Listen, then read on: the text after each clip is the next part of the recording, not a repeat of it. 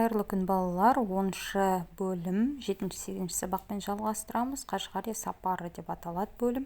Бірінші тапсырма: картадан Қашғарияны тап, оның орналасқан жері, халқы, дәстүрі туралы ақпараттарды жинап көрсету керек. Мінекей. Сонымен қатар сан есімдерді бөліп жазу керек. Мына күреңмен жазылғандар сан есімдер. Дұрыс көрінбей қалыпты. Енді 3 деген бұл біріншісі реттік сан есім, талай деген белгісіздік сан есімі, 1 деген реттік сан есім, бірнеше белгісіздік және соңғы 1 деген абай өзінің 1 дегендегі бұл реттік сан есім. Мына жерде Қашғар туралы картадағы Қашғардың орналасқан жері Қырғызстанға жақын, Қытай жерінде орналасқан, Қырғызстанмен шекарада. Келесі тапсырмаға өтсек, екінші тапсырма төмендегі сұрақтарды қамтитын диалог құрыңдар дейді. Сұрақтар мінекей 3 сұрақ бар. Осыған жауап ретінде диалог, осындай диалог бар. Ойлап, өздеріңіз ойларыңыз болса қосып, түгендеп жазасыздар. Екінші тапсырма осымен тамам.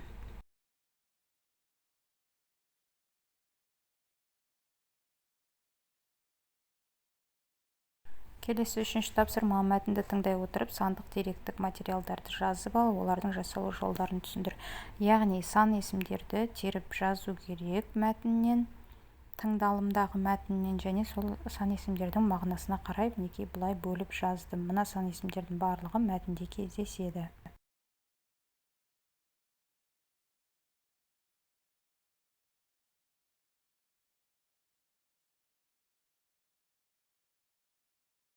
Келесі 4-ші тапсырма: мәтіндегі саяхатқа байланысты тосын жайттарды анықта, мұғалімнің көмегімен олардың себебін дәйекте. Мысалы, бүкіл әлемге белгілі арнайы мұрағаттық іс, яғни папка ашылуы және тағы басқа. Мынандай ақпараттарды мінекей келтірдім сіздерге.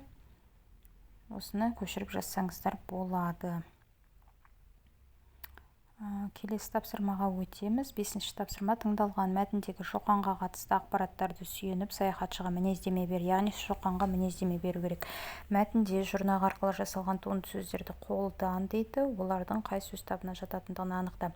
Шоқанға мінездеме осылай берілген. Ол шығармашыл. Бірінші шығарма деген шық деген етістіктен, шығарма деген зат есім туындаған. Содан кейін шыл жұрнақ арқылы сын есім туындырған. Білімпаз, түбірі білім зат есім туындаған.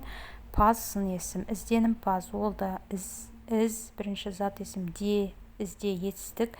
Ізденім зат есім. Паз, ізденімпаз сын есім. Сол сияқты ержүрек, бұл біріккен сөз. Жан жақты, бұл тіркес қос сөз. Содан кейінгі бауырмал, бұл туынды сын есім, түбірі бауыр зат есім, мал, яғни бауырмал деген сын есім туындаған. Тәжірибелі, түбірі тәжірибе зат есім, лі жұрнақ арқылы сын есім туындаған. Келесі 6-ші тапсырма: мәтінді оқып мазмұнын түсіндір дейді. Өздеріңіз оқып шығасыздар. Келесі 7-ші тапсырма: мәтіндегі тірек сөздерді жаз. Мәтінде қарамен жазылған сөздерді бірде тура, бірде ауыспалы мағынада қолданып сөйлем құрап жаз дейді. Бұл тапсырманың орындалуы төмендегідей.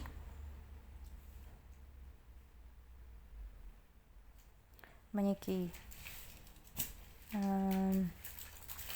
бірінші тірек сөздер, содан кейінгі өткел және жоғары деген сөздерді қатыстырып сөйлем құрастырдым. Бірінші сөйлемдегі өткел тура мағынасында, содан кейін ауыспалы мағынасында, бірінші сөйлемде жоғары тура мағынасында, содан кейінгі екінші сөйлемде ауыспалы мағынасында қолданылып тұр. Сұрақтарыңыз болса комментарий қалдырамыз.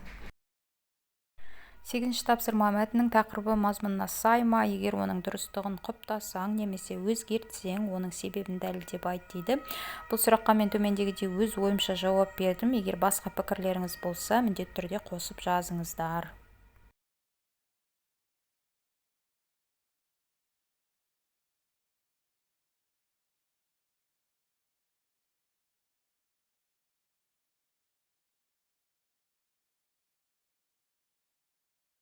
Келесі тапсырмаға өтеміз. 9-ші тапсырма: Шоқан Уәлиханов фильміндегі Қашғария сапарына қатысты үзіндіні көр. Шоқанның бейнесі туралы ой бөлісіңдер дейді. Яғни Шоқанға Мінездеме жазу керек тағы да. Ой бөлістің сұрақтарын алдын ала жазып алыңдар, төлеу сөздерді қолданыңдар дейді. Мінекей осындай мінездеме Шоқанға киноны, фильмнің үзіндісін қарай отырып, Шоқанның бойындағы осындай қасиеттердің бар екенін көруге болады.